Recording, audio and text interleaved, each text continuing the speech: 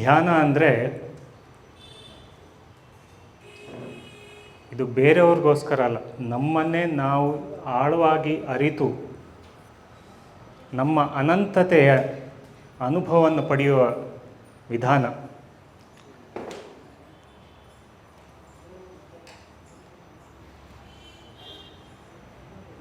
So ಈ ಅನುಭವವನ್ನು ಪಡೆಯಬೇಕು ಅನ್ನುವ ಆ ಸಂಕಲ್ಪ ತಗೊಂಡು ಇಲ್ಲಿ ಬಂದಿರೋದು ನೀವು ಬೆನ್ನು ತಟ್ಕೊಳ್ಬೇಕು.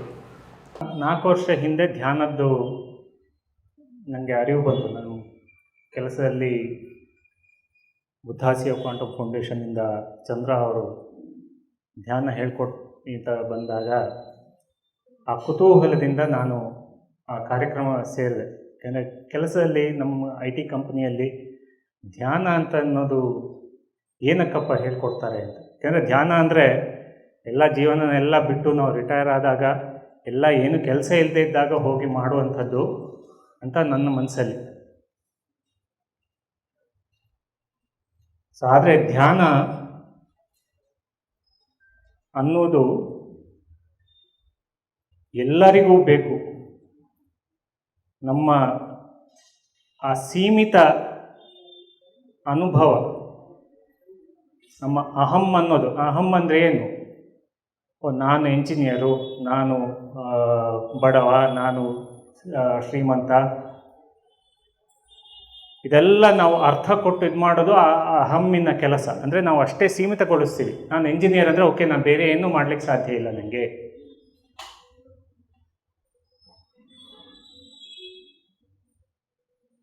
ಸೊ ಈ ಸೀಮಿತ ನಮ್ಮ ಮನಸ್ಸಿನ ಅದು ಮನಸ್ಸಲ್ಲಿರೋ ಸೀಮಿತಗೊಳಿಸುವ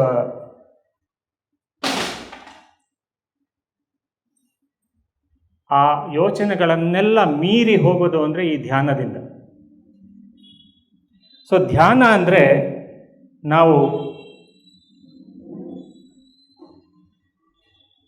ಧ್ಯಾನದಿಂದ ಅನುಭವಗಳು ಹಲವಾರು ಇದೆ. ಕೆಲವರು ನಮ್ಮ ಆರೋಗ್ಯ ಚೆನ್ನಾಗಿರಬೇಕು ಅಂತನೋ ಇದಕ್ಕೆ ಬರ್ತಾರೆ. ಇನ್ನು ಕೆಲವರು ಎಲ್ಲ ಜೀವನದಲ್ಲಿ ಏನೋ ತೊಂದರೆ ಇದೆ, ಅದನ್ನು ನಾವು ನಿವಾರಿಸಬೇಕು ಅಂತ ಬರ್ತಾರೆ.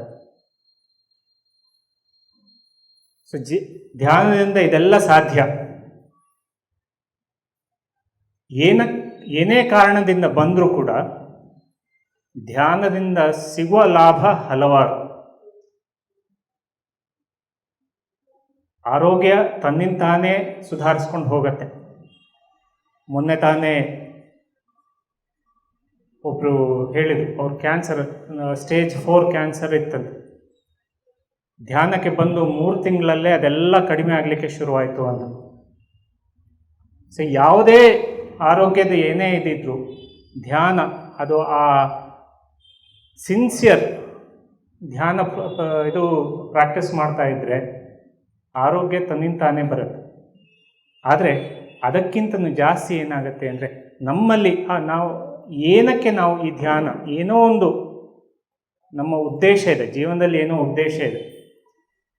ಆ ಏನು ಉದ್ದೇಶ, ನಾವು ಏನೇ ರೋಗ ಆಗಲಿ, ಏನೇ ಬರಲಿ, ನಮ್ಮ ಏನೇ ಅನುಭವಗಳು ಬರಲಿ, ಅದು ಒಂದು ಉದ್ದೇಶಪೂರ್ವಕವಾಗಿ ಬಂದಿದೆ. ಅದನ್ನು ಅರಿಲಿಕ್ಕೆ ಸಾಧ್ಯವಾಗ್ತಾ ಹೋಗುತ್ತೆ ಧ್ಯಾನದಿಂದ.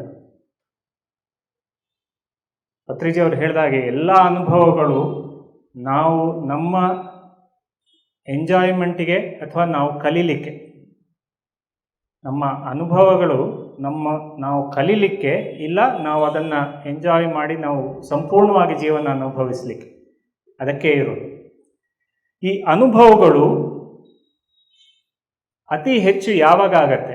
ನಮ್ಮ ಸಂಬಂಧಗಳು ನಮ್ಮ ಅನುಭವಕ್ಕೆ ಬಹಳ ಬಹಳ ಬಹಳ ಮುಖ್ಯ. ನಾವು ಏನೇ ಸಂಬಂಧಗಳು ಮನೆಯಲ್ಲಿರ್ಬೋದು, ಅಥವಾ ನಾವು ಚಿಕ್ಕವರು ಇರಬೇಕಾದ್ರೆ ನಾವು ಶಾಲೆಗೆ ಹೋಗ್ತೀವಿ, ಶಾಲೆಯಲ್ಲಿ ಸಂಬಂಧ, ನಮ್ಮ ಮಿತ್ರರ ಜೊತೆ, ನಮ್ಮ ಶಿಕ್ಷಕರ ಜೊತೆ ಸಂಬಂಧ, ಕೆಲಸ ಶುರು ಮಾಡಿದ ಮೇಲೆ ಕೆಲಸದವರು ಸಿಬ್ಬಂದಿಗಳೊಟ್ಟಿಗೆ ಸಂಬಂಧ, ಹೀಗೆ ಸಂಬಂಧಗಳು ಹಲವಾರು.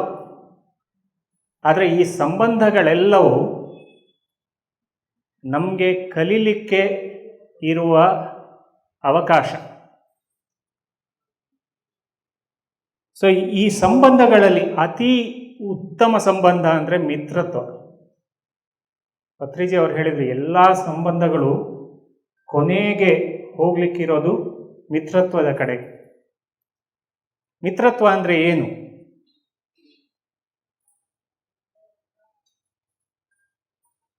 ಮಿತ್ರತ್ವ ಅಂದರೆ ಬೇರೆಯವರು ಹೇಗಿದ್ದಾರೋ ಹಾಗೇ ಸ್ವೀಕಾರ ಮಾಡಿ, ಅವರ ಹೇಗಿರಬೇಕು ಅನ್ನುವ ನಮ್ಮಲ್ಲಿ ಯಾವುದೇ ಎಕ್ಸ್ಪೆಕ್ಟೇಷನ್ ಇಲ್ಲದೆ ಇರುವ ಆ ಸಂಬಂಧವೇ ಮಿತ್ರತ್ವ. ಮನೆಯಲ್ಲಿ ಹೆಂಡತಿ ಆದರೆ ಅವ್ರು ಹೀಗೆ ಮಾಡಬೇಕು, ಅವರು ಅಡುಗೆ ಮಾಡಬೇಕು, ಅಥವಾ ಅವರು ಜಾಸ್ತಿ ಮಾತಾಡಬಾರ್ದು, ಈ ರೀತಿ ಏನಾದರೂ ಒಂದು ನಮಗೆ ಇದ್ದೇ ಇರುತ್ತೆ ಇಲ್ವಾ? ಅಥವಾ ಗಂಡ ಆದರೆ ಗಂಡ ಯಾವಾಗಲೂ ಕರೆಕ್ಟ್ ಟೈಮ್ಗೆ ಬರಬೇಕು, ಅಥವಾ ಅವರು ಜೋರು ಮಾಡಬಾರ್ದು, ಹೀಗೆ ಏನಾದರೂ ಒಂದು ನಮಗೆ ಇದ್ದೇ ಇರುತ್ತೆ. ಮಕ್ಕಳು ಅಂದರೆ ಅವ್ರು ಹೀಗೆ ನಡವಳಿಕೆ ಮಾಡಬೇಕು, ಎದುರು ಮಾತಾಡಬಾರ್ದು, ಅವರು ನಾವು ಹೇಳಿದ ಹಾಗೆ ಕೇಳಬೇಕು, ಆಫೀಸಲ್ಲಿ ಸಹಕರ್ಮಿಗಳು ಹೀಗೆ ಇರಬೇಕು. ಇಂಥದ್ದು ಏನಾದರೂ ಒಂದು ನಮಗೆ ಆ ಎಕ್ಸ್ಪೆಕ್ಟೇಷನ್ ಇದ್ದೇ ಇರುತ್ತೆ. ಆದರೆ ಮಿತ್ರತ್ವ ಹಾಗಲ್ಲ. ಮಿತ್ರತ್ವದಲ್ಲಿ ಅವರು ಹೇಗಿದ್ದೋ ಹಾಗೆ ನಾವು ಸ್ವೀಕಾರ ಮಾಡ್ತೀವಿ. ಸೊ ಧ್ಯಾನದಿಂದ ಎಲ್ಲ ಸಂಬಂಧಗಳು ಆ ಮಿತ್ರತ್ವ ಕಡೆ ಹೋಗ್ತದೆ. ಸೊ ಅದರ ಬಗ್ಗೆ ಸ್ವಲ್ಪ ನಾವು ವೈಜ್ಞಾನಿಕವಾಗಿ ನಾವು ಅದು ಹೇಗೆ ನಮ್ಮ ಆ ಯೋಚನೆಗಳು ನಮ್ಮ ಜೀವನದ ಅನುಭವಗಳನ್ನು ನಾವು ಹೇಗೆ ವೃದ್ಧಿಸ್ಕೊಳ್ಬೋದು, ಈ ಸಂಬಂಧಗಳ ಮೂಲಕ ಹೇಗೆ ಮಿತ್ರತ್ವದ ಕಡೆ ಹೋಗ್ಬೋದು ಅಂತ ಒಂಚೂರು ತಿಳ್ಕೊಳ್ಳೋಣ. ಧ್ಯಾನ ಏನಕ್ಕೆ ಮಾಡೋದು ಅಂತ ನಾವು ಹೇಳಿದ್ವಿ. ಯಾಕೆಂದರೆ ನಮ್ಮಲ್ಲಿ ಸಾವಿರಾರು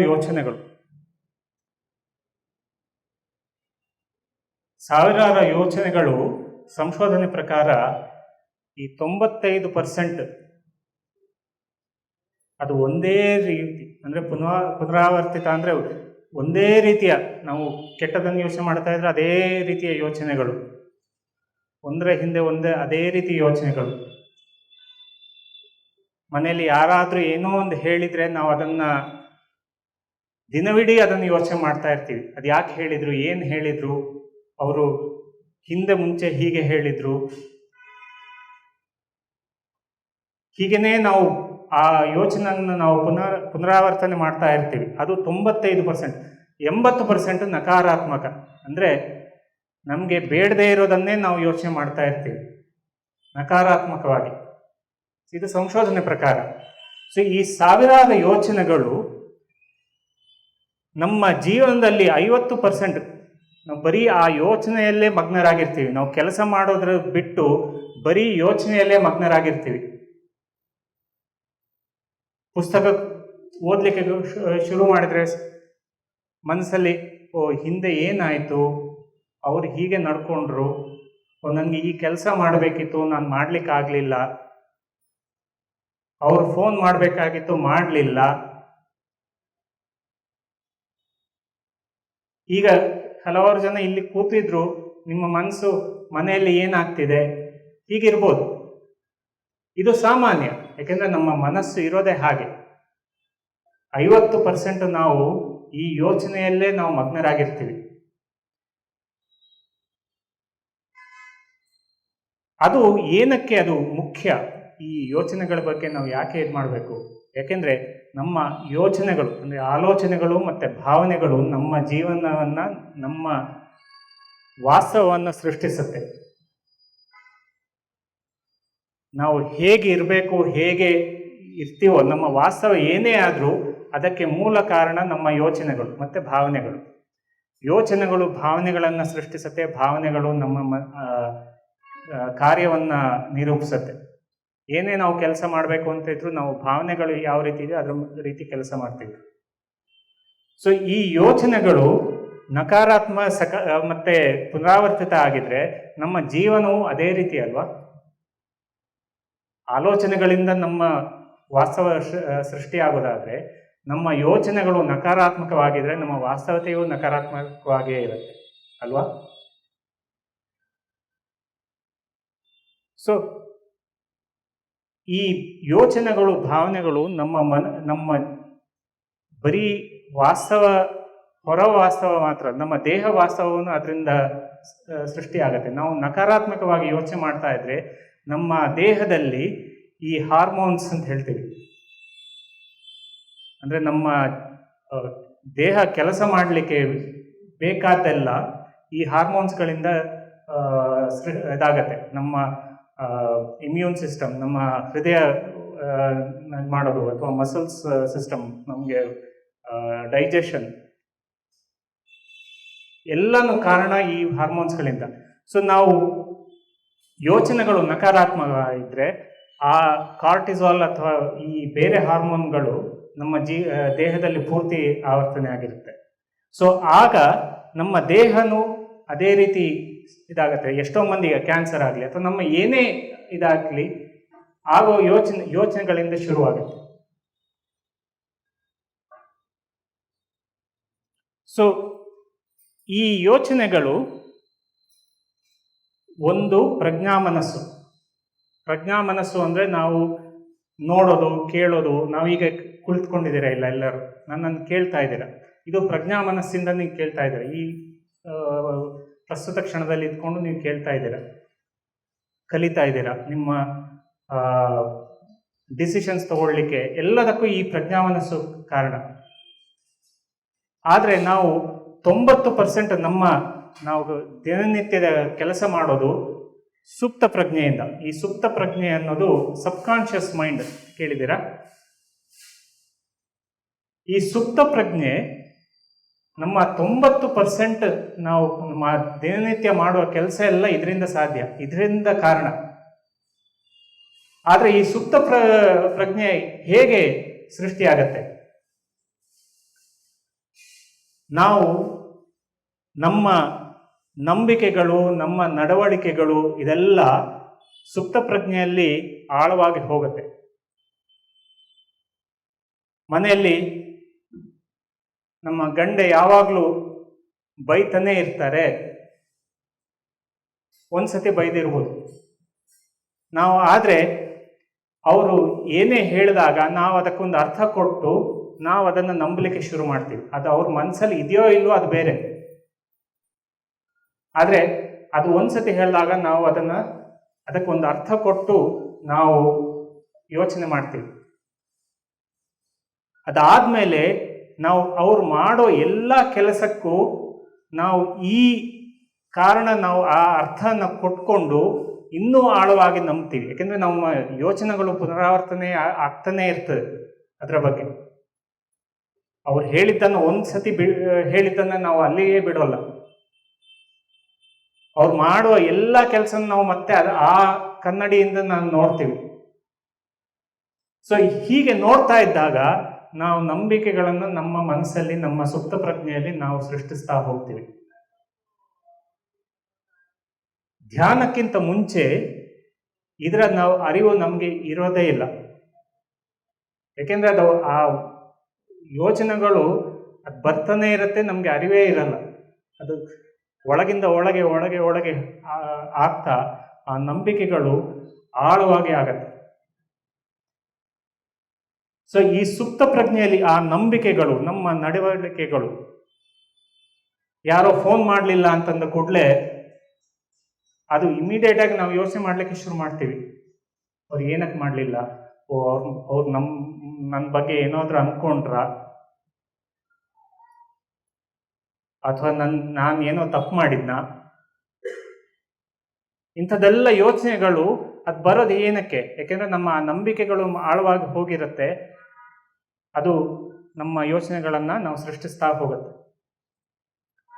ಆ ಯೋಚನೆಗಳು ಏನು ಅದರ ಇದು, ಆ ಯೋಚನೆಗಳಿಂದಾಗಿ ನಾವು ನೆಕ್ಸ್ಟ್ ಟೈಮ್ ಅವರನ್ನ ಮಾತಾಡಬೇಕಾದ್ರೆ ನಮಗೆ ಅದೇ ಮನಸ್ಸಲ್ಲಿ ಇರುತ್ತೆ. ಅವ್ರು ಲಾಸ್ಟ್ ಟೈಮ್ ನನಗೆ ಫೋನ್ ಮಾಡಲಿಲ್ಲ, ಅವರು ನನ್ನ ಬಗ್ಗೆ ನಾನು ತುಂಬಾ ಕೀಳರಿಮೆಯಿಂದ ನೋಡ್ತಾರೆ. ಸೊ ಆ ಮನಸ್ಸಲ್ಲಿ ಯೋಚನೆ ಇದ್ದಾಗ ನಮ್ಮ ನಡವಳಿಕೆನೂ ಹಾಗೆ ಆಗ್ತಾ ಹೋಗುತ್ತೆ ಅಲ್ವಾ? ಸೊ ನಮ್ಮ ಎಲ್ಲ ವರ್ತನೆಗಳು, ನಮ್ಮ ನಡವಳಿಕೆ ಎಲ್ಲನೂ ಈ ಸುಪ್ತ ಪ್ರಜ್ಞೆಯಲ್ಲಿ ಏನು ನಂಬಿಕೆ ನಾವು ಹುಟ್ಟಿಸ್ಕೊಂಡಿರ್ತೀವೋ ಅದರ ಪ್ರಕಾರ ನಾವು ನಡೀತಾ ಹೋಗ್ತೀವಿ. ಸೊ ಧ್ಯಾನ ಏನಕ್ಕೆ ಏನ್ ಮಾಡತ್ತೆ? ಧ್ಯಾನ ಏನ್ ಮಾಡತ್ತೆ ಅಂದ್ರೆ ಈ ಸುಪ್ತ ಪ್ರಜ್ಞೆ, ನಮ್ಮ ಸಬ್ಕಾನ್ಷಿಯಸ್ ಮೈಂಡ್ ಇದೆ ಅಲ್ಲ, ಅದಕ್ಕೆ ಡೈರೆಕ್ಟ್ ಆಗಿ ಕೆಲಸ ಮಾಡತ್ತೆ. ಆ ಸುಪ್ತ ಪ್ರಜ್ಞೆ ನಮ್ಮ ನಂಬಿಕೆಗಳನ್ನೆಲ್ಲ ಹೋಗಲ್ಪಡಿಸತ್ತೆ. ನನಗೆ 8 ಗಂಟೆ ನಿದ್ದೆ ಬೇಕೇ ಬೇಕು, 8 ಗಂಟೆ ನಿದ್ದೆ ಆಗ್ಲಿಲ್ಲ ಅಂದ್ರೆ ನನ್ನ ಇಡೀ ದಿನ ಹೋಯ್ತು, ತಲೆನೋವು ಬರ್ಲಿಕ್ಕೆ ಶುರು ಆಗತ್ತೆ, ನನಗೆ ಕೆಲಸ ಮಾಡ್ಲಿಕ್ಕೆ ಶಕ್ತಿ ಇರಲ್ಲ. ಇದೊಂದು ನಂಬಿಕೆ. ಸೊ ನಮ್ಗೆ 6 ಗಂಟೆ ಯಾವುದೋ ಕಾರಣದಿಂದ ಒಂದು 6 ಗಂಟೆ ಮಾತ್ರ ನಿದ್ದೆ ಮಾಡಿದ್ರೆ ಆ ದಿನ ನಮ್ಗೆ ಇಡೀ ಹೋಯ್ತು. ಯಾಕೆಂದ್ರೆ ಆ ನಂಬಿಕೆ ಹುಟ್ಟಿಸ್ಕೊಂಡಿರ್ತೀವಿ. ನಮ್ಮ ನೆರೆಹೊರೆ ಯಾವಾಗ್ಲೂ ತೊಂದರೆ ಕೊಡೋರೆ, ಆ ನಂಬಿಕೆ ಹುಟ್ಟಿದ್ಮೇಲೆ ನಾವು ಅವರ ಎಲ್ಲಾ ಕಾರ್ಯವನ್ನು ನಾವು ಅದೇ ಕನ್ನಡಿಯಿಂದ ನೋಡ್ತಾ ಹೋಗ್ತೀವಿ. ಸೊ ಆದ್ರೆ ಧ್ಯಾನ ಏನ್ ಮಾಡತ್ತೆ? ಈ ಸುಪ್ತ ಪ್ರಜ್ಞೆ ಆ ನಂಬಿಕೆಗಳನ್ನೆಲ್ಲ ಹೋಗಿಸ್ತಾ ಇದ್ದಾಗ ನಾವು ಸಂಪೂರ್ಣವಾಗಿ ಆ ಪ್ರಸ್ತುತ ನಮ್ಮ ಹಳೆಯ ಏನೇ ಅನುಭವ ಇದ್ರೂ ಅದನ್ನ ಬಿಟ್ಟು ಈ ಪ್ರಸ್ತುತ ಕ್ಷಣದಲ್ಲಿ ನಾವು ನೋಡ್ತಾ ಹೋಗ್ತೀವಿ. ಅವರ ನಡವಳಿಕೆ ಅಥವಾ ಅವರನ್ನ ನಮ್ಮ ವರ್ತನೆಗಳೆಲ್ಲ ಹೋಗ್ತಾ ಹೋಗುತ್ತೆ. ಮತ್ತೆ ನಮಗೆ ಬೇಕಾದ ನಂಬಿಕೆಗಳನ್ನು ನಾವು ಸೃಷ್ಟಿಸಲಿಕ್ಕೆ ಸಾಧ್ಯವಾಗುತ್ತೆ. ಯಾಕೆಂದರೆ ಧ್ಯಾನ ಬಂದ ಕೂಡಲೇ ನಮ್ಮ ಅರಿವು ಜಾಸ್ತಿ ಆಗ್ತಾ ಹೋಗುತ್ತೆ, ನಮ್ಮ ನಂಬಿಕೆಗಳ ಬಗ್ಗೆ ನಮ್ಮ ಅರಿವು ಜಾಸ್ತಿ ಆಗುತ್ತಾ ಹೋಗುತ್ತೆ.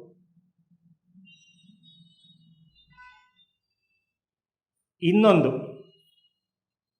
ಧ್ಯಾನದಿಂದ ನಮ್ಮ ಮೆದುಳು ಏನಿದೆ 2 ಭಾಗದಲ್ಲಿ ಇದೆ ಅಂತ ಗೊತ್ತು ಅಲ್ವಾ. ಒಂದು ಭಾಗದಲ್ಲಿ ನಾವು ಈ ಲಾಜಿಕಲ್ ಮೈಂಡ್, ನಮಗೆ ಯೋಚನೆಗಳು ಏನು ಡಿಸಿಷನ್ ತಗೊಳ್ಳೋದು ಇದಕ್ಕೆಲ್ಲ ಒಂದು ಭಾಗ. ಆದರೆ ಇನ್ನೊಂದು ಈ ಕ್ರಿಯೇಟಿವ್ ಮೈಂಡ್ ಅಂತ ಹೇಳ್ತಾರೆ. ಕ್ರಿಯೇಟಿವ್ ಮೈಂಡ್ ಅಂದರೆ ಏನು, ನಮ್ಮ ಈ ಹಾಡೋದು, ಈ ಆರ್ಟ್ ಫಾರ್ಮ್ ಎಲ್ಲ, ಸಂಗೀತ, ನೃತ್ಯ ಇಂಥದ್ದನ್ನೆಲ್ಲ ಇದು ಮಾಡೋ ಭಾಗ ಇನ್ನೊಂದು. ಧ್ಯಾನ, ನಾವು ನಮ್ಮ ನಂಬಿಕೆ ಏನು, ನಾನು ಸೃಜನಶೀಲ ಇಲ್ಲ, ನಾನು ಲಾಜಿಕಲ್ ಮೈಂಡ್, ಇದೆರಡರಲ್ಲಿ ಒಂದು ಅಂತ.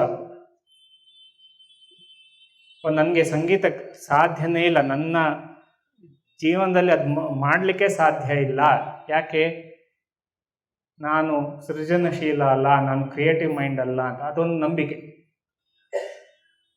ಆದರೆ ಧ್ಯಾನ ಸಂಶೋಧನೆ ಪ್ರಕಾರ ಈ 2 ಭಾಗ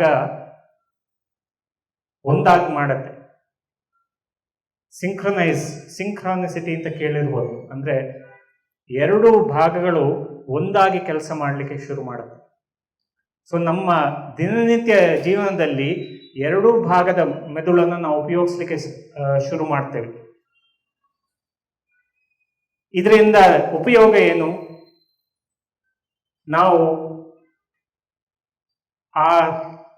ಏನೇ ನಮ್ಮ ಜೀವನದ ಅನುಭವ, ಏನೇ ನಾವು ಇದರಲ್ಲಿ ಮಾಡಬೇಕಾದ್ರೆ ನಮ್ಮ 2 ಭಾಗದ ಮೆದುಳನ್ನು ಉಪಯೋಗಿಸ್ತಾ ಇದ್ದಾಗ ನಾವು ಸುಲಭದಲ್ಲಿ ಕೆಲಸ ಮಾಡ್ತೀವಿ. ಹೊಸ ಹೊಸ ಯೋಚನೆಗಳು, ಹೊಸ ಐಡಿಯಾಸ್ ನಾವು ಬರಲಿಕ್ಕೆ ನಮಗೆ ಶುರುವಾಗತ್ತೆ. ಬೇರೆಯವ್ರು ಏನೋ ಹೇಳಿದ್ರು ಅದನ್ನು ನಾವು ಉತ್ತೇಜನಪೂರ್ವಕವಾಗಿ ನಾವು ನೋಡ್ತೀವಿ. ಅವ್ರು ಹಿಂದೆ ಹೀಗೆ ಹೇಳಿದ್ರು ಅಂತ ಅನ್ನೋ ಬದಲು, ಅವರಿಂದ ಏನೋ ಒಂದು ಹೊಸ್ತು ನನಗೆ ಕಲೀಲಿಕ್ಕೆ ಸಾಧ್ಯ ಇದೆ, ಆ ರೀತಿ ನಾವು ಯೋಚನೆ ಮಾಡಲಿಕ್ಕೆ ಶುರು ಮಾಡ್ತೀವಿ. ಮತ್ತೆ ಇನ್ನೊಂದು ಸಂಶೋಧನೆ ಪ್ರಕಾರ ಧ್ಯಾನ ಮಾಡ್ತಿದ್ದಾಗ ನಮ್ಮ ಈ ಭಯ ಪಡಿಸುವ ಒಂದು ಭಾಗ ಇದೆ ಈ ಮೆದುಳಲ್ಲಿ, ಅಮಿಗ್ಡಾಲ ಅಂತ ಅನ್ನೋದು ಒಂದು ಅಂಶ ಇದೆ. ನಮ್ಮ ಭಯ, ನಮಗೆ ಏನೇ ಭಯ ಬಂದಾಗ ಅದು ಕಾರ್ಯಗತವಾಗತ್ತೆ. ಈ ಭಯ ಬಂದಾಗ ನಾವು ಏನು ಮಾಡ್ತೀವಿ, ಅಲ್ಲಿಂದ ಪಲಾಯನ ಮಾಡಬೇಕು, ಇಲ್ಲ ಅದಕ್ಕೆ ನಮ್ಮನ್ನೇ ನಾವು ಡಿಫೆಂಡ್ ಮಾಡ್ಕೊಳ್ಬೇಕು ಅಲ್ವಾ. ಈಗ ನಾಯಿ ದಾರಿಯಲ್ಲಿ ಬಂದರೆ ನಾವು ಅದರ ಜೊತೆ ಹೋರಾಟ ಮಾಡಬೇಕು, ಇಲ್ಲ ನಾವು ಅದರಿಂದ ಓಡಬೇಕು ಅಲ್ವಾ. ಅದು ಎರಡೇ ಇದು. ಅದು ಆ ಅಮಿಗ್ಡಾಲ, ಆ ಭಯದಿಂದ ನಾವು ಅದು ಮಾಡುವ ಕಾರ್ಯಗತ ಮಾಡಲಿಕ್ಕೆ ಸಾಧ್ಯ ಆಗತ್ತೆ. ಆದರೆ ನಾವು ಬೇರೆಯವರೊತ್ತಿಗೆ ಮಾತಾಡಬೇಕಾದ್ರೆ ಅಥವಾ ನಾವು ವರ್ತನೆ ಮಾಡಬೇಕಾದ್ರೂ ಕೂಡ ಈ ಭಯ ನಮ್ಗೆ ಏನಾದರೂ ಬರುತ್ತೆ. ಭಯ ಏನಿರ್ಬೋದು, ಅವ್ರಿಗೆ ಹೇಳಿದ್ರೆ ನಮಗೆ ಮುಂದೆ ನಂಗೆ ಏನಾಗತ್ತೆ, ಅವ್ರಿಗೆ ಫೋನ್ ಮಾಡಲಿಲ್ಲ ಅಂದರೆ ಅವರ ಸಂಬಂಧ ಹೋಯ್ತೋ ಅನ್ನೋ ಭಯ ಇರ್ಬೋದು. ಆ ಭಯ ಹುಟ್ಟಿದ ಕೂಡಲೇ ಏನಾಗತ್ತೆ, ನಾವು ಅಲ್ಲಿಂದ ಪಲಾಯನ ಮಾಡ್ತೀವಿ, ಇಲ್ಲ ನಾವು ಹೋರಾಟ ಮಾಡಲಿಕ್ಕೆ ಹೋಗ್ತೀವಿ. ಈ ಸಂಬಂಧಗಳಲ್ಲೂ ಆಗೋದು ಹೀಗೆ. ಬೇರೆಯವರಿಂದ ನಮಗೆ ಆ ಭಯ ಹುಟ್ಟಿದರೆ, ಆ ಭಯ ಹುಟ್ಟೋದು ಹೇಗೆ, ನಮ್ಮ ಸುಪ್ತ ಪ್ರಜ್ಞೆಯಲ್ಲಿ ಆ ನಂಬಿಕೆಗಳು, ನಮ್ಮ ಇದು ಏನಾಗಿರುತ್ತೋ ಅದು ವಾತಾವರಣದಿಂದ ಬಂದಿರ್ಬೋದು, ಚಿಕ್ಕಂದಿಂದ ನಮ್ಮ ಬಂದ ವಾತಾವರಣದಿಂದ ಇರ್ಬೋದು. ಆ ನಂಬಿಕೆಗಳಿಂದಾಗ ಆ ಭಯ ಹುಟ್ಟಿದಾಗ ನಾವು ಹೋರಾಟ ಮಾಡ್ತೀವಿ, ಇಲ್ಲ ಪಲಾಯನ ಮಾಡ್ತೀವಿ. ಆದರೆ ಧ್ಯಾನದಿಂದ ಈ ಸಂಶೋಧನೆ ಪ್ರಕಾರ ಆ ಅಮಿಗ್ಡಾಲ, ಆ ಭಯ ಹುಟ್ಟುವ ಇದಿದೆಲ್ಲ ಅದು ಚಿಕ್ಕದಾಗತ್ತಂತೆ. ಚಿಕ್ಕದಾದಾಗ ನಾವು ಭಯ ತನ್ನಿಂತಾನೇ ಕಮ್ಮಿ ಆಗ್ತಾ ಹೋಗುತ್ತೆ. ನನಗೆ ಕೆಲಸ ಮಾಡ್ಬೇಕಾದ್ರೆ ನಂದೇ ಆದ ಉದ್ಯೋಗ ಶುರು ಮಾಡಬೇಕು ಅಂತ ತುಂಬಾ ಆಸೆ ಇತ್ತು. ಆದರೆ ಒಂದು ಭಯ ಏನು, ನನ್ನಲ್ಲಿ ಮಾತ್ರ ಅದು ಭಯ. ನನಗೆ ಕೆಲಸ ಚೆನ್ನಾಗಿತ್ತು, ಅದನ್ನೆಲ್ಲ ಬಿಟ್ಟು ಉದ್ಯೋಗಕ್ಕೆ ಏನಕ್ಕೆ ಹೋಗಬೇಕು, ಏನಾಗುತ್ತೋ ಮುಂದೆ, ಆ ಉದ್ಯೋಗ ಸರಿ ಆಗಲಿಲ್ಲ ಅಂದರೆ ಏನಪ್ಪ, ಇಷ್ಟು ಒಳ್ಳೆ ಕೆಲಸ ಇಟ್ಕೊಂಡು ನಾನು ನನ್ನನ್ನು ಬಿಟ್ಟು ನಾನು ಮಾಡಿದರೆ ಏನು, ಅದು ನನಗೆ ಭಯ.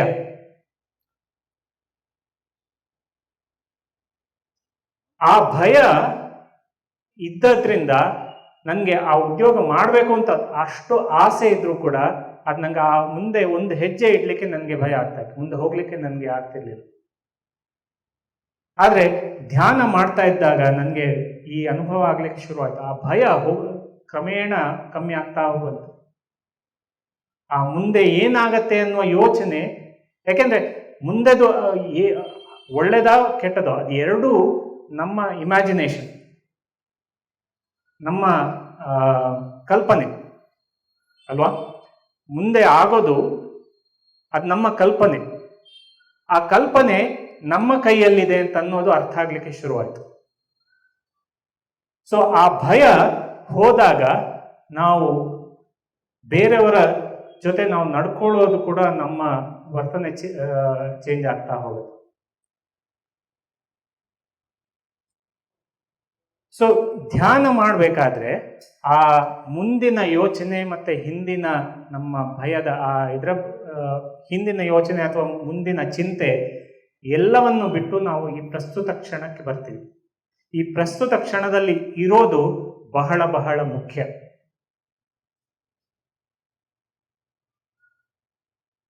ಯಾಕೆಂದ್ರೆ ಪ್ರಸ್ತುತ ಕ್ಷಣದಲ್ಲಿ ಇದ್ದಾಗ ನಮ್ಮ ಬಗ್ಗೆ ನಾವು ಅರಿವು ನಮ್ಮ ಜಾಸ್ತಿ ಮೂಡ್ತಾ ಹೋಗ್ತೇವೆ. ಈಗ ಇಲ್ಲಿ ನಾನು ಕೇಳ್ತಾ ಇದ್ದಾಗ, ಓ ಅವರು ಹೀಗೆ ಹೇಳಿದ್ರು, ಬಟ್ ಇವರು ಬೇರೆ ರೀತಿ ಹೇಳ್ತಾ ಇದ್ದಾರೆ, ಏನಪ್ಪ ಅನ್ನೋದು ಬಿಟ್ಟು ಈ ಕ್ಷಣದಲ್ಲಿ ನಾನು ಹೇಳ್ತಾ ಇರೋದನ್ನ ನೀವು ಸಂಪೂರ್ಣವಾಗಿ ಅಲ್ಲಿ ಕೇಳಲಿಕ್ಕೆ ಸಾಧ್ಯವಾಗುತ್ತೆ, ಈ ಕ್ಷಣದಲ್ಲಿದ್ದಾಗ, ಪ್ರಸ್ತುತ ಕ್ಷಣದಲ್ಲಿದ್ದಾಗ. ಸೊ ಧ್ಯಾನದಿಂದ ಈ ಪ್ರಸ್ತುತ ಕ್ಷಣದಲ್ಲಿ ಇರಲಿಕ್ಕೆ ಸಾಧ್ಯ ಆಗುತ್ತೆ. ಯಾವುದೇ ಸಮಯದಲ್ಲಿ ಪ್ರಸ್ತುತ ಕ್ಷಣದಲ್ಲಿದ್ದಾಗ ನಮ್ಮ ಬಗ್ಗೆ ನಾವು ಅರಿವು ಜಾಸ್ತಿ ಆಗ್ತಾ ಹೋಗುತ್ತೆ. ಟ್ರಾಫಿಕ್ ಅಲ್ಲಿ ಹೋಗ್ತಾ ಇರ್ತೀರ, ಸಡನ್ ಯಾರೋ ಬಂದು ಅಡ್ಡ ಬರ್ತಾರೆ, ಆಗ ನಮ್ಮ ರಿಯಾಕ್ಷನ್ ಏನಿರುತ್ತೆ, ಏನೇ ಇರ್ಬೋದು, ಅದು ನಮ್ಮ ಅನುಭವದ ಮೇಲೆ ಇರುತ್ತೆ. ನಾವು ಅವ್ರನ್ನ ಬೈತೀವಿ, ಇಲ್ವಾ ನಾವು ಭಯದಿಂದ ಹಿಂಜರಿತೀವಿ. ಆದ್ರೆ ಧ್ಯಾನ ಇದ್ದಾಗ ಅದು ಆಗ್ಬೋದು, ಆದ್ರೆ ಆ ಕ್ಷಣದಲ್ಲಿ ಅರಿವು ಬರುತ್ತೆ, ಓ ನಾನು ಯಾಕೆ ಭಯ ಪಡ್ತಾ ಇದ್ದೀನಿ, ನಾನು ಯಾಕೆ ರೇಗಾಡ್ತಾ ಇದ್ದೀನಿ ಅನ್ನುವ ಅರಿವು ಬರುತ್ತೆ. ಆ ಅರಿವು ಬಹಳ ಬಹಳ ಮುಖ್ಯ. ಧ್ಯಾನದಿಂದ ಬರುವ ಬಹಳ ಇದು ಈ ಅರಿವು.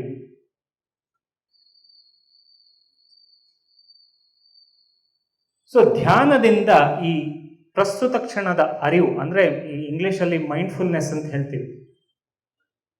ಯಾಕೆಂದ್ರೆ ಈ ಅರಿವು ಬಂದಾಗ ನಾವು ಎಲ್ಲ ಸಂಬಂಧಗಳನ್ನು ನಾವು ಬೇರೆ ಕನ್ನಡಿಯಲ್ಲಿ ನೋಡ್ಲಿಕ್ಕೆ ಸಾಧ್ಯ ಆಗುತ್ತೆ. ನಮ್ಮ ಪರ್ಸೆಪ್ಷನ್, ನಮ್ಮ ಅರ್ಥ ಕೊಡೋದನ್ನ ನಾವು ಚೇಂಜ್ ಮಾಡ್ತಾ ಹೋಗ್ತೀವಿ.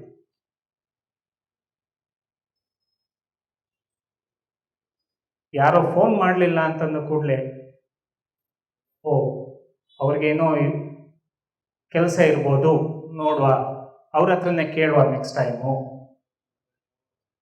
ಆ ರೀತಿ ನಮ್ಮ ಯೋಚನೆಗಳನ್ನು ನಾವು ಪರಿವರ್ತಿಸಲಿಕ್ಕೆ ಈ ಪ್ರಸ್ತುತ ಕ್ಷಣನೇ ಕಾರಣ.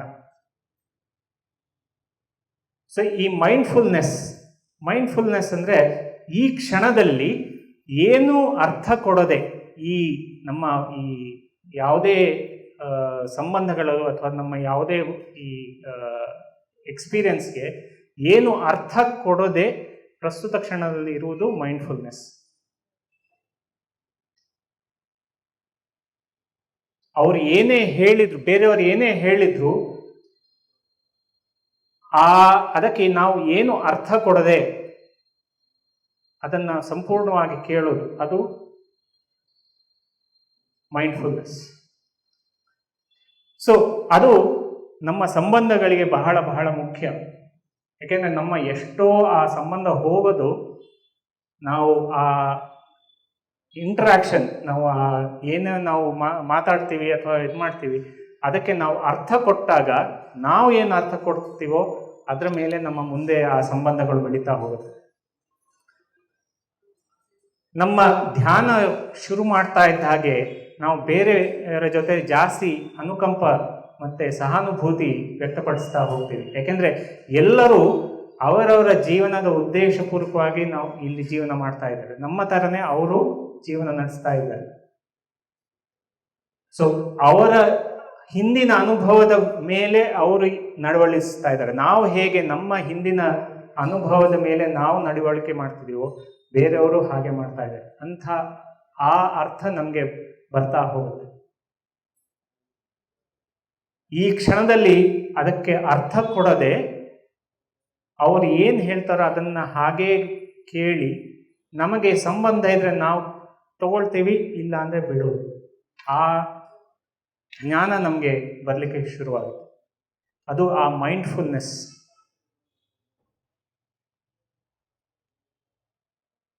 ಸೊ ಧ್ಯಾನದಿಂದ ಆ ಏಕತೆ ಬರ್ತಾ ಹೋಗುತ್ತೆ. ಏಕತೆ ಬಂದಾಗ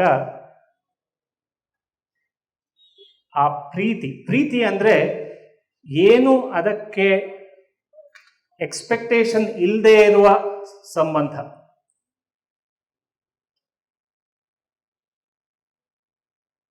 ಸಹಾನುಭೂತಿಯಲ್ಲಿ ನಡ್ಕೊಳ್ಳೋದು. ಸಹಾನುಭೂತಿ ಅಂದ್ರೆ ಅವರು ಹೇಗೆ ಮಾಡ್ತಾರೋ ಅದು ಅವರಿಗೆ ಸಂಬಂಧ, ನನಗೆ ಸಂಬಂಧ ಅಲ್ಲ. ಏನೇ ಅನುಭವ ಆದರೂ ಅದು ನಾನು ಕೃತಜ್ಞ, ಯಾಕೆಂದ್ರೆ ಈ ಅನುಭವದಿಂದ ನಾನು ಕಲೀಲಿಕ್ಕೆ ಸಾಧ್ಯ ಇದೆ. ಈ ಅರಿವು ಬರುವುದು ಏಕತೆಯ ಸ್ವರೂಪ. ಯಾಕೆಂದ್ರೆ ನಾನು ಏನು ಅನ್ಕೊಳ್ತೀನೋ ಅವ್ರಿಗೂ ಅದೇ ಅವರ ಅನುಭವ ಪಡಿತಾನೆ ಇರ್ತಾರೆ. ಸೊ ಅವರಿಗೆ ನಾವು ಸಹಾನುಭೂತಿ ತೋರಿಸ್ಬೇಕೆ ಹೊರತು ಅವರ ಏನು ನಡೀತಾ ಇದ್ದಾರೆ ಅದಕ್ಕೆ ಅರ್ಥ ಕೊಡುವುದಲ್ಲ. ಸೊ ಈ ಏಕತೆ ಧ್ಯಾನದಿಂದ ಜಾಸ್ತಿ ಆಗ್ತಾ ಹೋಗುತ್ತೆ.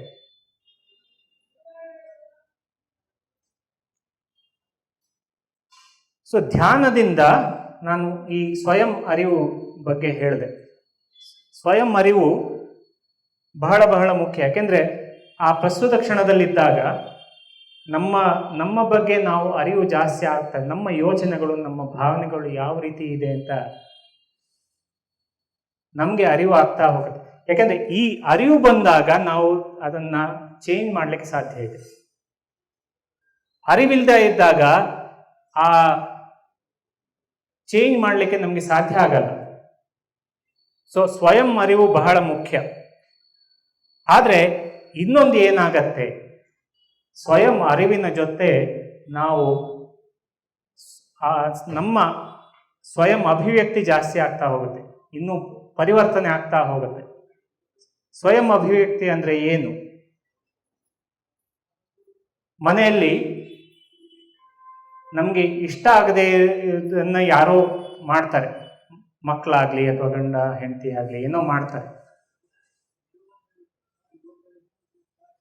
ಸ್ವಯಂ ಅಭಿವ್ಯಕ್ತಿ ಇಲ್ಲದೆ ಇದ್ದಾಗ ನಾವು ನಮ್ಮ ರೇಗಾಡೋದು, ಆ ರಿಯಾಕ್ಷನ್ ಮಾಡೋದು ಎಲ್ಲ ಆಗತ್ತೆ. ಆದರೆ ಸ್ವಯಂ ಅಭಿವ್ಯಕ್ತಿ ನಾವು ಬೆಳೆಸ್ತಾ ಹೋದಾಗ ಅದಕ್ಕೆ ಸರಿಯಾಗಿ ನಾವು ಉತ್ತರ ಕೊಡಲಿಕ್ಕೆ ನಾವು ಸಾಧ್ಯ ಆಗುತ್ತೆ. ಅಂದರೆ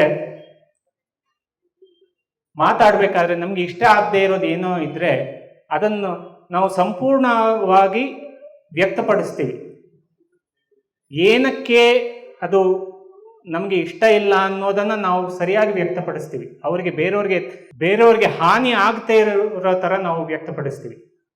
ಎಷ್ಟೋ ಸತಿ ಏನಾಗತ್ತೆ, ಯಾರೋ ಏನೋ ಹೇಳಿದಾಗ ನಾವು ಭಯದಲ್ಲಿ ಇದು ಮಾಡಿದಾಗ ನಾವು ಡಿಫೆಂಡ್ ಮಾಡ್ತೀವಿ, ಅವ್ರ ಬಗ್ಗೆ ರೇಗಾಡ್ತೀವಿ. ನೀನು ಹೀಗೆ, ನೀ ಹಿಂದೆ ಎಲ್ಲ ನೀವು ಈ ರೀತಿ ಮಾಡಿದೆ, ನಾನು ಯಾವಾಗಲೂ ಹೀಗೆ ನಡ್ಕೊಳ್ಳೋದು, ಈ ರೀತಿ ವ್ಯಕ್ತಪಡಿಸಿದ್ರೆ ಏನಾಗತ್ತೆ, ಅದು ಸಂಬಂಧ ಇನ್ನೂ ಜಾಸ್ತಿ ಹಾಳಾಗ್ತಾ ಹೋಗುತ್ತೆ. ಆದರೆ ಸರಿಯಾಗಿ ಅಭಿವ್ಯಕ್ತಿಪಡಿಸೋದು ಅಂದರೆ ಏನು? ನೀವು ಹೀಗೆ ಮಾಡಿದ್ದು ನನಗೆ ಸರಿ ಇಷ್ಟ ಆಗಿಲ್ಲ. ಏನಕ್ಕೆ ಇಷ್ಟ ಆಗಿಲ್ಲ? ಯಾಕೆಂದರೆ ನಾನು ಇಷ್ಟೆಲ್ಲ ಕಷ್ಟಪಟ್ಟು ನಾನು ಮಾಡಿದ್ದೀನಿ, ಆದರೆ ನೀವು ಈ ರೀತಿ ಹೇಳಿದರೆ ನನಗೆ ಇಷ್ಟ ಆಗಲಿಲ್ಲ.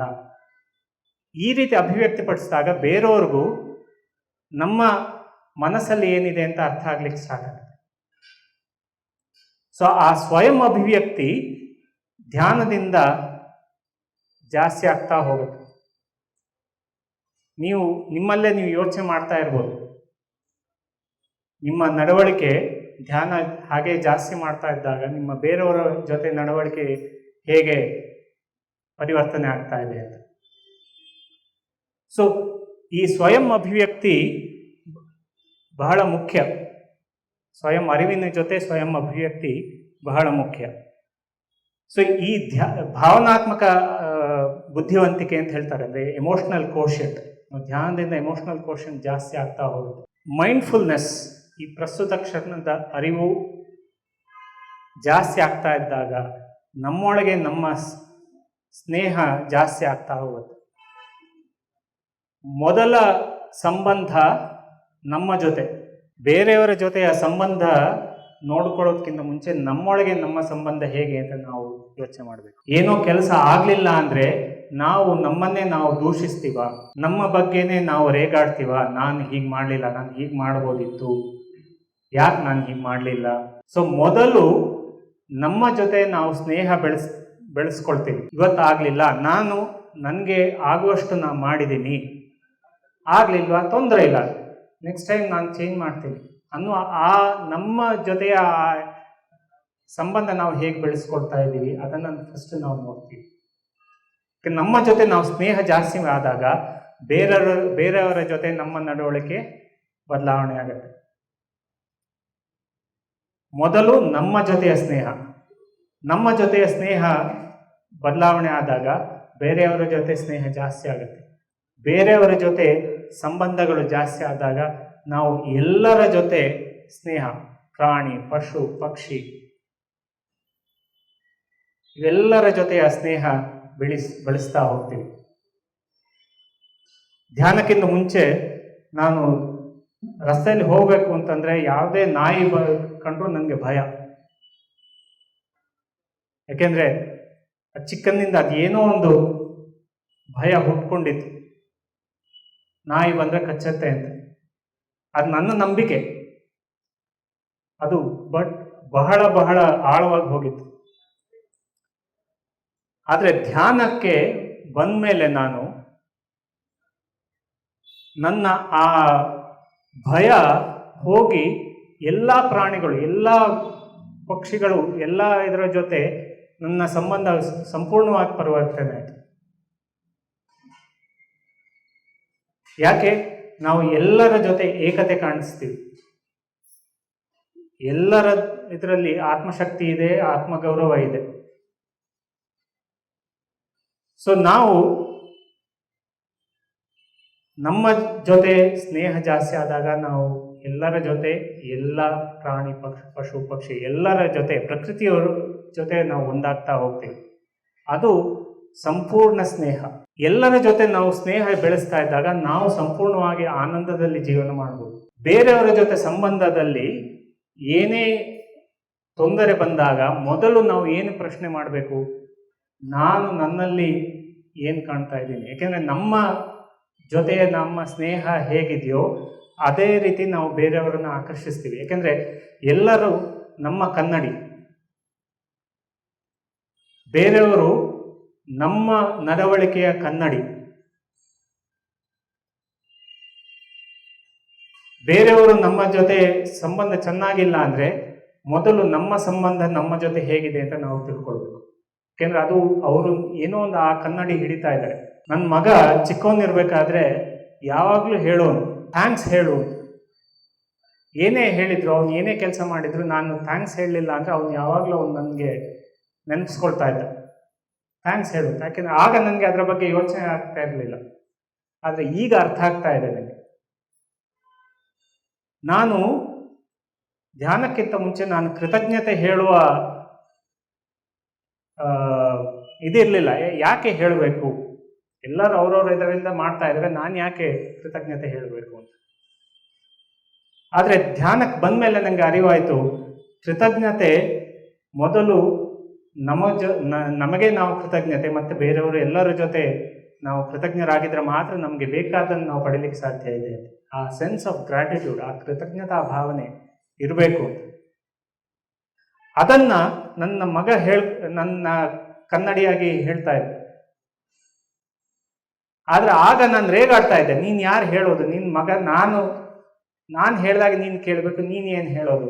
ಸೊ ಈ ಸಂಬಂಧಗಳು ಯಾವಾಗಲೂ ನಮಗೆ ಕನ್ನಡಿಯಾಗಿರ್ತವೆ.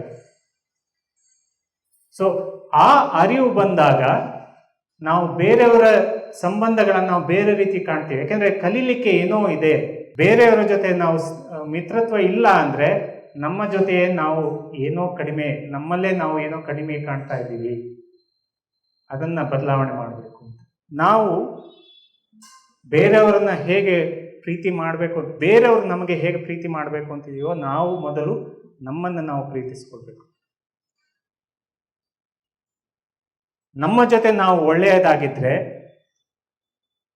ಬೇರೆಯವರ ಜೊತೆ ನಾವು ನ್ಯಾಚುರಲ್ ಆಗಿ ಒಳ್ಳೆಯದಾಗಿ ನಡ್ಕೊಳ್ತಾ ಹೋಗ್ತೀವಿ. ನಮ್ಮಲ್ಲಿ ನಾವು ಪರ್ಫೆಕ್ಷನ್, ನಾವು ಸಂಪೂರ್ಣವಾಗಿ ನಾವು ಇರಬೇಕು ಅಂತ ಅನ್ನೋದನ್ನು ಬಿಡಬೇಕು. ಎಷ್ಟೋ ಸತಿ ನಾವು ನಮ್ಮನ್ನೇ ನಿಂದಿಸೋದು ಏನಕ್ಕೆ, ನಮ್ಮಲ್ಲೇ ನಾವೊಂದು ಎಕ್ಸ್ಪೆಕ್ಟೇಷನ್ ಇರುತ್ತೆ, ಹೀಗೆ ಮಾಡಬೇಕು, ಹಾಗೆ ಮಾಡಬೇಕು. ಇವತ್ತು ಅಡುಗೆ ಒಂಚೂರು ಚೆನ್ನಾಗಾಗಿಲ್ಲ ಅಂದರೆ ನಮ್ಮನ್ನೇ ನಾವು ದೂಷಿಸ್ತಾ ಹೋಗ್ತೀವಿ. ಆದರೆ ನಾವು ಪರ್ಫೆಕ್ಟ್ ಅಲ್ಲ ಯಾವಾಗಲೂ, ಅದನ್ನು ನಾವು ಒಪ್ಕೊಳ್ಬೇಕು. ನಾವು ಪ್ರತಿ ಕ್ಷಣದಲ್ಲೂ ನಾವು ಕಲಿತಾ ಹೋಗ್ತಾ ಇದ್ದೀವಿ. ನಾವು ಈ ಜೀವನದಲ್ಲಿ ಬರೋದೇ ಕಲೀಲಿಕ್ಕೆ, ನಮ್ಮನ್ನು ನಾವು ಇಂಪ್ರೂವ್ ಮಾಡಲಿಕ್ಕೆ ಬಂದಿರೋದು. ಅದನ್ನು ನಾವು ಅರ್ಥ ಮಾಡಿಕೊಂಡಾಗ ಪ್ರತಿ ಕ್ಷಣದಲ್ಲೂ ನಾವು ಕಲಿತೀವಿ. ನಾವು ಅದನ್ನು ದೂಷಿಸ್ಕೊಳ್ದೆ, ನಮ್ಮ ಜೊತೆ ನಮ್ಮ ರೇಗಾಡದೆ, ನಾವು ನೆಕ್ಸ್ಟ್ ಟೈಮ್ ನಾನು ಹೇಗೆ ಇಂಪ್ರೂವ್ ಮಾಡ್ಬೋದು, ಹೇಗೆ ನಾನು ಅದನ್ನು ಬೆಳೆಸ್ಕೊಳ್ಬೋದು, ಅದನ್ನು ಯೋಚನೆ ಮಾಡ್ತೀವಿ. ನಮ್ಮ ಬಗ್ಗೆ ನಮ್ಮ ಗೌರವ ಜಾಸ್ತಿ ಆಗುತ್ತೆ. ನಾವು ಧ್ಯಾನದಲ್ಲಿ ನಾವು ಏನು ಮಾಡ್ತೀವಿ, ನಮ್ಮ ಆ ಶಕ್ತಿಯ, ಚೈತನ್ಯ ಶಕ್ತಿಯ ಜೊತೆ ಒಂದಾಗ್ತೀವಿ. ನಾವು ಬರೀ ಈ ದೇಹ ಅಲ್ಲ, ನಾವು ಆ ಶಕ್ತಿ, ಆ ಶೂನ್ಯತೆಯ ಶಕ್ತಿ, ಆ ಚೈತನ್ಯ ಶಕ್ತಿ ನಾವೇ ಆಗಿರ್ಬೇಕಾದ್ರೆ ನಮ್ಮ ಬಗ್ಗೆ ನಾವು ಗೌರವ ಜಾಸ್ತಿ ಮಾಡ್ಕೊಳ್ತೀವಿ. ಸೊ ನಾವು ಬರೀ ಈ ದೇಹ ಅಲ್ಲ ಅನ್ನುವ ಅರಿವು ಬಂದಾಗ ನಮ್ಮ ಬಗ್ಗೆ ನಮ್ಮ ಆತ್ಮಗೌರವ ಜಾಸ್ತಿ ಆಗ್ತಾ ಹೋಗುತ್ತೆ. ನಮ್ಮ ದೇಹವನ್ನು, ನಮ್ಮ ಮನಸ್ಸನ್ನು ಎಲ್ಲವೂ ಇನ್ನೂ ಗೌರವದಿಂದ ನೋಡ್ಕೊಳ್ತಾ ಹೋಗ್ತೀವಿ. ಅದು ಮುಖ್ಯ.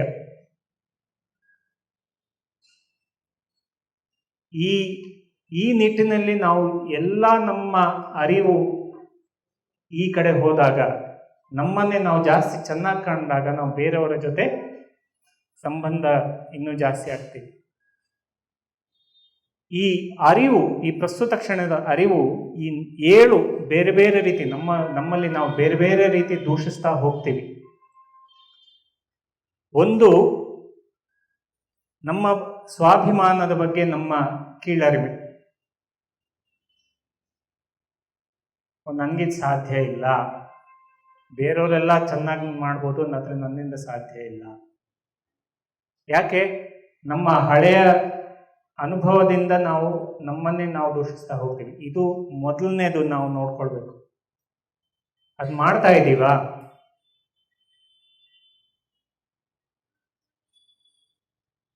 ನಮ್ಮ ಬಗ್ಗೆ ನಾವು, ನಮ್ಮ ಸ್ವಾಭಿಮಾನದ ಬಗ್ಗೆ ನಾವು ಏನು ಅಂದ್ಕೊಂಡಿದ್ದೀವಿ, ಇದು ಅರಿವಾದಾಗ ನಾವು ಏನು ಮಾಡ್ಬೋದು? ನಮ್ಮ ಯೋಚನೆ ಪರಿವರ್ತನೆ ಮಾಡಬೇಕು. ಆ ಸಮಯದಲ್ಲಿ ನಾನು ಯಾವಾಗಲೂ ಪರ್ಫೆಕ್ಟ್ ಅಲ್ಲ, ಆದರೆ ನಾನು ದಿನ ನಾನು ಇಂಪ್ರೂವ್ ಆಗ್ತಾ ಇದ್ದೀನಿ. ಮೊದಲು ನನಗೆ ಅರಿವು ಬಂದಿದ್ದು, ಇದು ಈ ರೀತಿ ನನಗಿದೆ,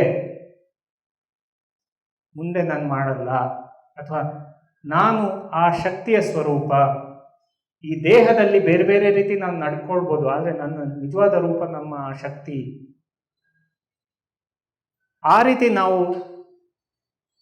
ನಮ್ಮಲ್ಲೇ ನಾವು ತಿಳ್ಕೊಂಡಾಗ ಇದು ಕ್ರಮೇಣ ನಾವು ಹೋಗ್ಲಾಡಿಸ್ತೀವಿ. ತಪ್ಪಿತಸ್ಥದೆ ಅಂದರೆ ದೂಷಣೆ ಮಾಡೋದು ನಮ್ಮಲ್ಲೇ ನಮ್ಮನ್ನ.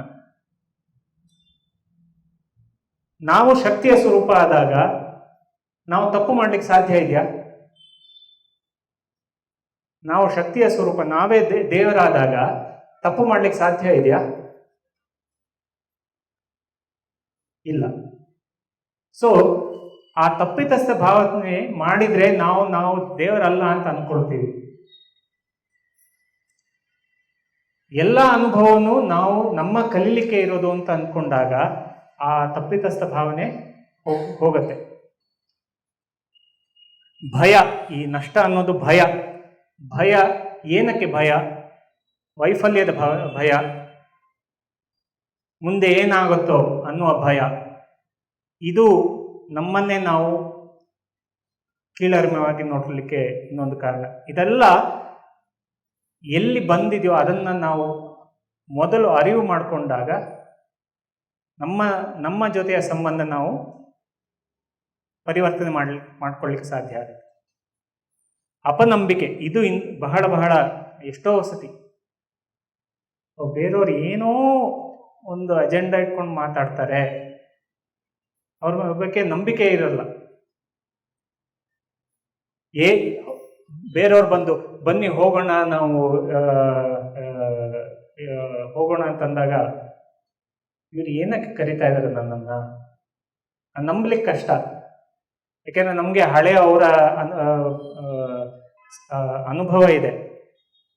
ಸೊ ಆ ಅಪನಂಬಿಕೆ ಬಂದಾಗ ನಾವು ಯೋಚನೆ ಮಾಡಬೇಕು, ಏನಕ್ಕೆ ನಾವು ನಂಬಿಕೆ ಬಿಟ್ಟು ಇದು ಮಾಡ್ತಾ ಇದ್ದೀವಿ.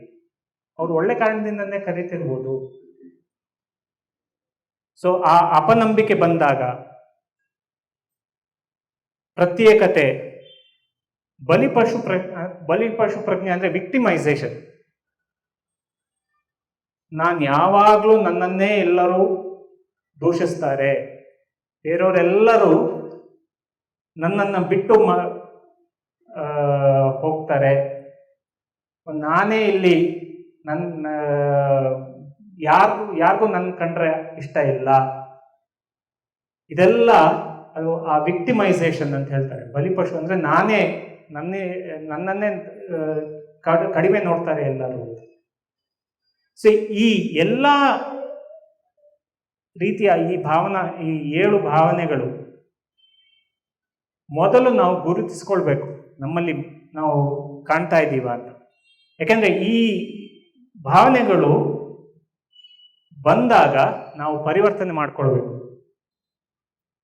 ನಮ್ಮಲ್ಲೇ ನಾವು ಸಂಬಂಧ ಜಾಸ್ತಿ ಮಾಡ್ಕೊಳ್ಬೇಕು, ಒಳ್ಳೆಯ ಸ್ನೇಹ ಬೆಳೆಸ್ಕೊಳ್ಬೇಕು ಅಂತಂದ್ರೆ ಈ ಭಾವನೆಗಳನ್ನ ನಾವು ಪರಿವರ್ತನೆ ಮಾಡಬೇಕು. ಈ ಭಾವನೆಗಳನ್ನ ಪರಿವರ್ತನೆ ಮಾಡಬೇಕು ಅಂತಂದ್ರೆ ಮೊದಲು ಅದರ ಗುರುತಿಸ್ಕೊಳ್ಬೇಕು, ಅರಿವು ಮಾಡ್ಕೊಳ್ಬೇಕು. ಈ ಭಾವನೆಗಳನ್ನು ಹೇಗೆ ಗುರುತಿಸ್ತೀವಿ? ನಮ್ಮ ಸಂಬಂಧಗಳು. ಯಾಕೆಂದ್ರೆ ನಾವು ಬೇರೆಯವರು ನಮ್ಮ ಕನ್ನಡಿ ಆದಾಗ ಬೇರೆ ಬೇರೆ ರೀತಿಯಲ್ಲಿ ಅನುಭವಗಳು ಬರ್ತಾ ಹೋಗುತ್ತೆ. ಈ ಭಾವನೆಗಳನ್ನ ಹುಟ್ಟಿಸ್ಲಿಕ್ಕೆ. ಸೊ ಎಲ್ಲಾ ಸಂಬಂಧಗಳನ್ನ ಈ 7 ಭಾವನೆಗಳು ಯಾಕೆಂದ್ರೆ ಎಲ್ಲರೂ ಕನ್ನಡಿಗರು ನಮ್ಮ ಭಾವನೆಗಳಿಗೆ. ಸೊ ಮಿತ್ರರೇ, ನಮ್ಮ ಜೊತೆಯ ಸಂಬಂಧ ಬೆಳೆಸ್ಕೊಂಡು ಎಷ್ಟು ನಾವು ನಮ್ಮನ್ನೇ ಪ್ರೇರೇಪಿಸ್ತೀವೋ, ಬೇರೆ ಯಾರೂ ಕಾರಣರಲ್ಲ, ನಮ್ಮ ವಾಸ್ತವತೆಗೆ ಬೇರೆ ಯಾರೂ ಕಾರಣರಲ್ಲ. ನಮ್ಮ ಮಕ್ಕಳಾಗಿ, ನಮ್ಮ ತಂದೆ ತಾಯಿ ಆಗಲಿ, ನಮ್ಮ ಗಂಡ ಹೆಂಡತಿ ಆಗಲಿ, ಅಥವಾ ನಮ್ಮ ಕೆಲಸದವರಾಗಲಿ, ನಮ್ಮ ನೆರೆಹೊರೆಯವರಾಗಲಿ, ಯಾರು ನಮ್ಮ ಕಾರಣರಲ್ಲ. ನಮ್ಮ ಪರಿಸ್ಥಿತಿಗೆ ನಾವೇ ಕಾರಣ. ನಾವು ಎಷ್ಟು ನಮ್ಮನ್ನೇ ನಾವು ಪ್ರೋತ್ಸಾಹ ಮಾಡಿಕೊಂಡು ನಾವು ಮುಂದೆ ಹೋಗ್ತೀವೋ ನಾವು ಬೆಳೀತಾ ಹೋಗ್ತೀವಿ. ಈ ಧ್ಯಾನ ಮಾಡುವುದು ನಮ್ಮನ್ನೇ ನಾವು ಆ ಪ್ರೋತ್ಸಾಹ ಜಾಸ್ತಿ ಮಾಡಲಿಕ್ಕೆ, ನಾವೇ ನಮಗೆ ಕಾರಣರು ಅಂತ ಅರಿವು ಮಾಡಿಕೊಳ್ಳಿಕ್ಕೆ ಈ ಧ್ಯಾನ ಇರೋದು.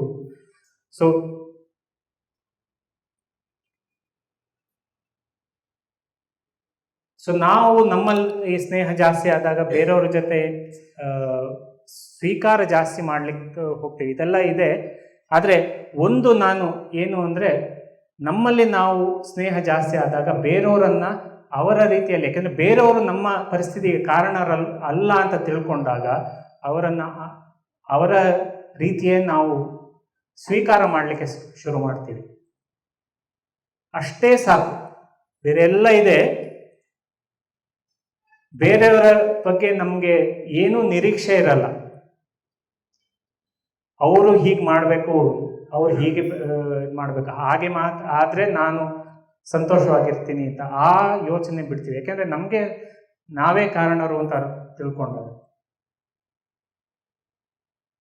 ಸೊ ಬೇರೆಯವರನ್ನ ಅವರಿಂದಾಗಿ ಹಾಗೆ ಸ್ವೀಕಾರ ಮಾಡಿ ಏನೂ ನಿರೀಕ್ಷಣೆ ಇಲ್ಲದೆ ಸ್ವೀಕಾರ ಮಾಡಿದಾಗ ನಮ್ಮ ಸಂಬಂಧಗಳು ಬೇರೆಯವರ ಜೊತೆ ತನ್ನಿಂತಾನೇ ಚೆನ್ನಾಗಾಗುತ್ತೆ. ಇದು ಮಹಾತ್ಮ ಗಾಂಧಿಯವರ ಕೋಟ್. ಇದಕ್ಕಿಂತನೂ ಅವರು ಇನ್ನೊಂದು quote, be the change you want to see. ಅಂದರೆ ನೀವೇ ನಿಮ್ಮ ಬದಲಾವಣೆ, ಏನು ಬದಲಾವಣೆ ಹೊರಗೆ ಕಾಣ್ತೀವೋ ಅದನ್ನು ಮೊದಲು ನೀವೇ ಕಾಣ್ಕೊಳ್ಬೇಕು, ನಿಮ್ಮಲ್ಲೇ ನೀವು ಕಾಣ್ಕೊಳ್ಬೇಕು. ಸೊ ಮಿತ್ರರೇ, ಈ ಧ್ಯಾನದಿಂದ ನಮ್ಮಲ್ಲಿ ನಾವು ಸಂಬಂಧ ಬೆಳೆಸ್ತಾ ಹೋಗ್ತೀವಿ. ಅದು ಬೇರೆ ಧ್ಯಾನ ಇಲ್ಲದೇನೂ ಮಾಡಲಿಕ್ಕೆ ಸಾಧ್ಯ ಇದೆ. ಆದರೆ ಧ್ಯಾನದಿಂದ ಒಂದು ಬಹಳ ಮುಖ್ಯ ಅರಿವು ನನಗೆ ತಿಳಿದ ಹಾಗೆ, ನಮ್ಮ ಯೋಚನೆಗಳು ಭಾವನೆಗಳ ಅರಿವು ಧ್ಯಾನದಿಂದ ಅತಿ ಹೆಚ್ಚು ಆಗ್ತಾ ಹೋಗುತ್ತೆ. ಪ್ರಸ್ತುತ ಕ್ಷಣಕ್ಕೆ ನಾವು ಧ್ಯಾನದಿಂದ ಬಂದಾಗ ನಮ್ಮ ಯೋಚನೆಗಳು ಭಾವನೆಗಳು ಏನು ಅಂತ ನಾವು ಅರಿವು ಮಾಡ್ತಾ ಹೋಗ್ತೀವಿ. ಸೊ ಅದು ಜಾಸ್ತಿ ಅರಿವು ಮಾಡಿದಾಗ ನಮ್ಮ ಬಗ್ಗೆ ನಾವು ಬದಲಾವಣೆ ನಾವು ಕಾಣ್ತಾ ಹೋಗ್ತೀವಿ. ಆಯ್ತಾ ಮಿತ್ರರೇ? ನಾನು ರಾಕೇಶ್ ಜಾಲಮನೆ ಅಂತ. ನಾನು ಬುದ್ಧಾಸಿಯೋ ಕ್ವಾಂಟಮ್ ಫೌಂಡೇಶನ್ ಅಲ್ಲಿ ಟ್ರಸ್ಟಿ ಆಗಿದ್ದೀನಿ. ಮತ್ತು ಒಂದು ಸಂಸ್ಥೆ ಕ್ವಾಂಟಮ್ ಕೊಹರೆನ್ಸ್ ಅಂತ, ಅದರಲ್ಲಿ CTO ಚೀಫ್ ಟೆಕ್ನಾಲಜಿ ಆಫೀಸರ್ ಆಗಿದ್ದೀನಿ. ಆದರೆ ಈ ಬುದ್ಧಾಸಿಯೋ ಕ್ವಾಂಟಮ್ ಫೌಂಡೇಶನ್ ಅನ್ನೋದು ಧ್ಯಾನಕ್ಕೆ, ಈ ಪಿರಮಿಡ್ ಸ್ಪಿರಿಚುವಲ್ ಸೊಸೈಟಿ ಮೂವ್ಮೆಂಟಿಂದ ಪತ್ರಿಜಿ ಅವರಿಗೆ ಎಲ್ಲ ನಾಯಕರಿಗೆ, ಅಂದರೆ ಲೀಡರ್ಸ್, ಕಂಪನೀಸ್ ಮತ್ತು ಗೌರ್ಮೆಂಟ್ ಇವರಿಗೆಲ್ಲ ಧ್ಯಾನ ಪರಿಚಯ ಮಾಡಿಕೊಡ್ಬೇಕು ಅಂತ ಪತ್ರಿಜಿ ಅವರ ವಿಷನ್. ಎಲ್ಲ ಕಡೆ ಅವರು ಕೆಲಸ ಮಾಡಿದ್ದಾರೆ. ಆದರೆ ಲೀಡರ್ಸ್ ಅವರಿಗೆ ಧ್ಯಾನ ಪರಿಚಯ ಆದಾಗ ಅವರು ಎಲ್ಲ ಕಡೆ ಹರಡಿಸ್ಲಿಕ್ಕೆ ಸಾಧ್ಯ ಇದೆ ಅಂತ ಅನ್ನುವ ಇದು ಪತ್ರಿಕೆಯವರಲ್ಲಿತ್ತು.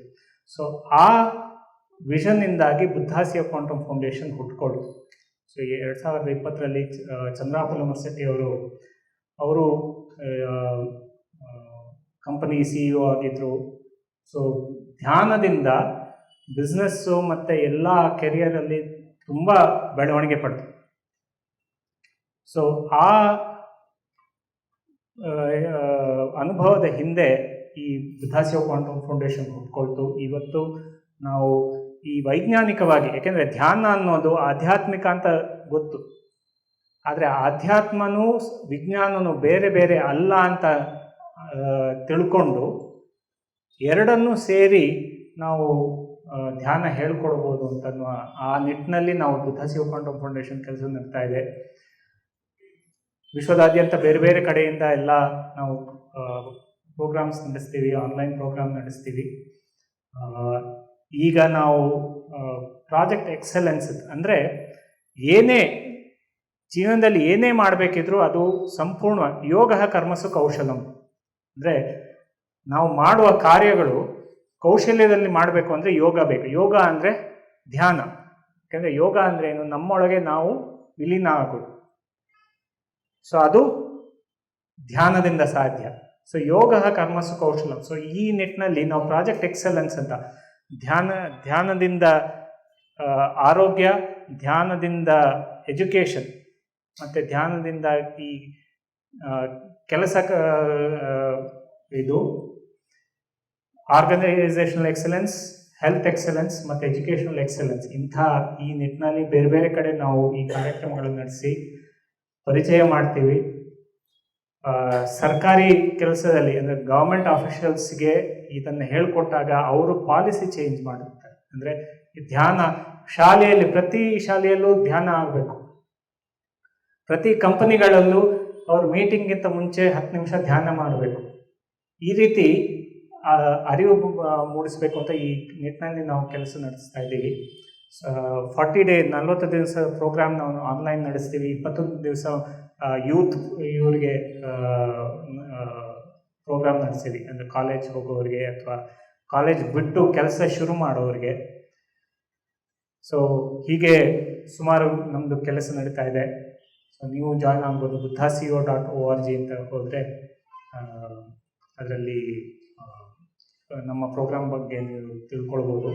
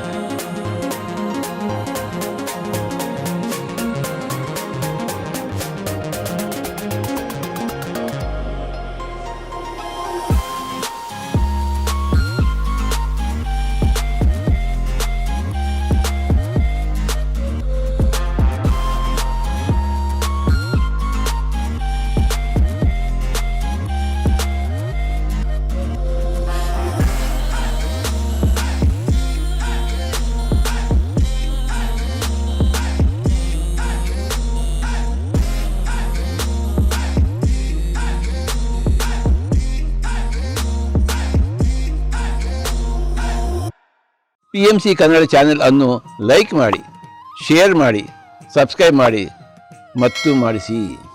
ಎಲ್ಲರಿಗೂ ಧನ್ಯವಾದಗಳು.